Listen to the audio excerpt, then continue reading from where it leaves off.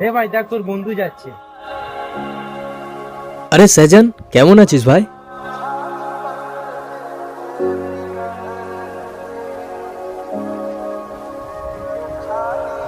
কি ব্যাপার, ও আমাকে ইগনোর করে চলে গেল?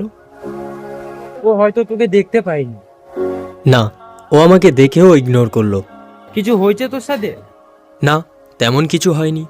শুধুমাত্র দুদিন আগে ও আমার কাছ থেকে কিছু টাকা ধার নিয়েছিল, কিন্তু সেটা ফেরতও দিয়ে দিয়েছে। আজকে হঠাৎ কি হলো বুঝলাম না। ছাড়, বাদ দে।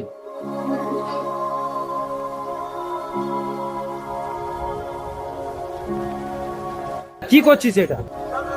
জল খেয়ে নিলাম, বোতলের কি দরকার।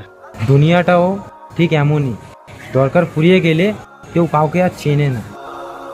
সারাটা জীবন করতে থাকেন, দেখবেন একদিন দিতে পারেন নাই, সে আপনাকে চিনবে না। সবাই সবার স্বার্থ নিয়ে পড়ে গেছে।